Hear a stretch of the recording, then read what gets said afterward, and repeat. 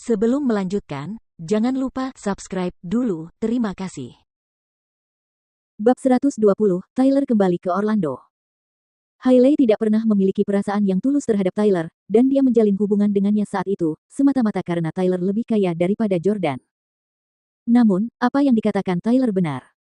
Akan menjadi kemalangan besar bagi pria manapun untuk menikahi Hailey.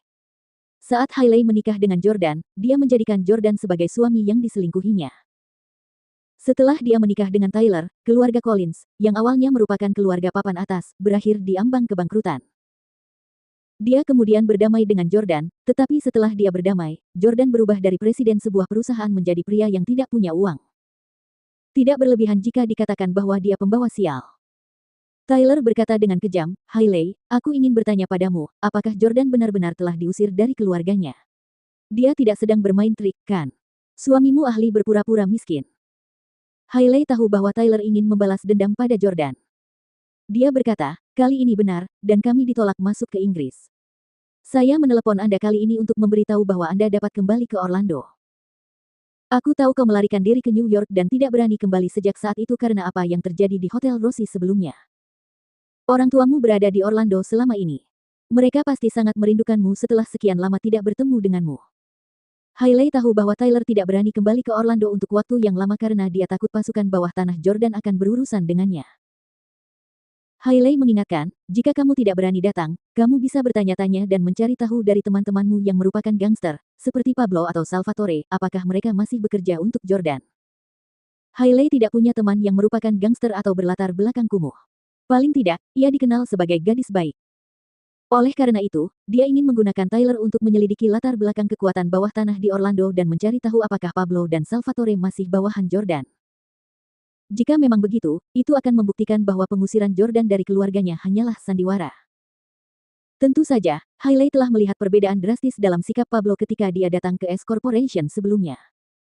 Tyler mendengus dingin dan berkata, "Aku tidak bodoh. Aku tidak butuh pengingatmu. Aku pasti akan bertanya dengan jelas sebelum pergi. Jika suamimu benar-benar tidak punya pendukung lagi, kau bisa menunggu untuk mengambil mayatnya. Hei, jangan melakukan hal yang tidak masuk akal. Hei." Hailey berkata dengan cemas, tetapi Tyler sudah menutup telepon. Berdiri di luar pintu, Jordan mengerutkan kening dan segera mengirim pesan kepada Pablo, "Jangan lakukan apapun pada Tyler Collins dan Caiden Huxley dulu." Pablo segera menjawab, "Ya, Tuan Jordan." Tentu saja, Frank dan Pablo masih bekerja untuk Jordan, dan cara mereka berperilaku di S Corporation sebelumnya hanyalah sebuah akting. Wah! Dengan suara lembut, Hailey mematikan lampu meja dan pergi tidur. Jordan juga diam-diam kembali ke meja bar dan terus berbaring. Keesokan harinya, pukul 7 pagi, Jordan setengah sadar ketika ia merasakan seseorang menepuk wajahnya. "Suamiku, suamiku." Jordan benar-benar tertidur. Ketika ia membuka matanya, ia disambut oleh wajah cantik gadis itu. Setelah Jordan terbangun, dia melihat ke sekeliling meja bar dan bertanya, "Bagaimana aku bisa tertidur di sini?" Hailey menggelengkan kepalanya dan bertanya, "Kamu mungkin terlalu banyak minum, bukan? Kamu bahkan tidak ingat di mana kamu tertidur. Aku tidak bisa menggerakkanmu atau membangunkanmu tadi malam, tidak peduli seberapa keras aku berusaha. Kamu tidak masuk angin, kan?" Jordan menggelengkan kepalanya dan berkata, "Saya seorang praktisi bela diri. Saya tidak akan mudah jatuh sakit." Melihat Hailey sudah bangun, Jordan secara naluriah turun dari bangku bar dan berkata, "Aku akan membuatkanmu secangkir air madu." "Tidak perlu, aku sudah memakannya." Hailey mengulurkan tangan dan menarik Jordan kembali. "Kamu sudah mencobanya. Kamu membuatnya sendiri?" tanya Jordan sambil menatap Hailey. Hailey mengangguk dan berkata, "Ya, aku tahu betapa sedihnya kamu, dan kamu juga sudah minum banyak alkohol, jadi aku membuatkan secangkir untuk diriku sendiri. Kamu tidak perlu membuatkanku air madu lagi mulai sekarang. Aku bangun pagi-pagi supaya bisa membuatnya sendiri." Pada saat ini, Jordan membeku di tempatnya. Hailey bersikeras agar Jordan membuatkannya air madu di pagi hari meskipun dia sakit dalam 3 tahun terakhir. Bukan karena dia tidak punya hati nurani dan tidak peduli padanya. Sebaliknya, dia mengatakan bahwa itu adalah kebahagiaan yang tak terlukiskan ketika bisa meminum air madu yang dibuat sendiri oleh suaminya. Selain itu, membuat air madu sendiri merupakan tugas yang cukup mudah yang dapat dilakukan dalam waktu sekitar 10 detik. Yang lebih penting lagi, itu adalah simbolisasi cinta. Namun, hari ini, Hailey menyuruhnya untuk berhenti melakukannya mulai sekarang. Jordan bisa menebak alasan keputusannya. Hailey ingin perlahan-lahan terbiasa dengan kehidupan tanpa Jordan karena dia sudah mempersiapkan diri untuk perceraian. Meskipun Jordan seharusnya senang bahwa Hailey berniat menceraikannya, dia merasa sangat kesal dan patah hati. Tiba-tiba dia bertanya, "Sayang, sekarang setelah aku diusir dari keluarga, akan sulit bagiku untuk mencari pekerjaan di sini karena aku bahkan tidak punya ijazah. Apakah kamu akan meninggalkanku suatu hari nanti?" Hailey benar-benar kesal mendengarnya dan dia sangat meremehkan Jordan. Dia benar-benar merendahkan dirinya dan mengucapkan kata-kata rendah hati itu kepadanya dengan sikap seperti seorang budak. Namun, Hailey berkata, "Tidak, suamiku, jangan terlalu memikirkannya. Rahel mengajak kita makan siang nanti. Tidurlah sekarang, dan kita bisa berangkat jam 10. Bagaimana menurutmu?" "Tentu." Jordan kembali ke kamar untuk tidur siang sebentar. Pada saat ini, Tyler sudah berkendara ke tempat istirahat terdekat di jalan tol.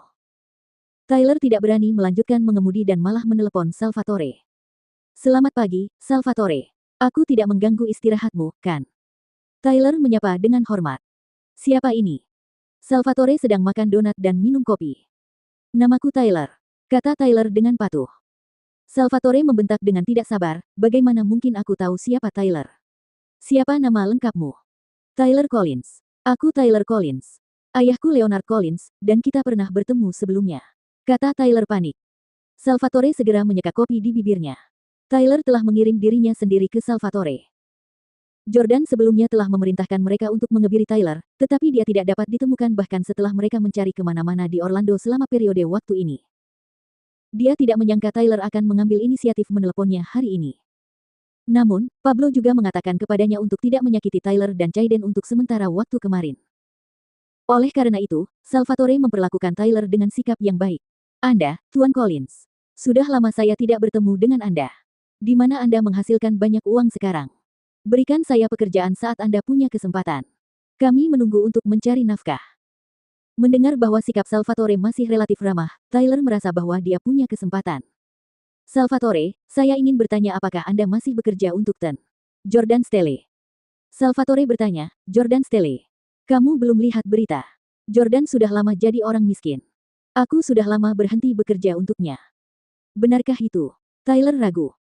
Salvatore menjelaskan, "Apa gunanya berbohong kepada Anda? Saya selalu mengikuti Tuan Dalton, dan saya tidak punya hubungan pribadi dengan Jordan Stelle. Tuan Dalton bekerja untuk Tuan Reyes, dan sekarang Tuan Reyes tidak lagi mengakui Jordan Stelle sebagai bosnya. Dia sudah berangkat ke Inggris. Tuan Dalton juga sudah pergi, jadi sekarang saya yang memegang kendali di Orlando, haha." Tyler, yang berdiri di area istirahat, tersenyum.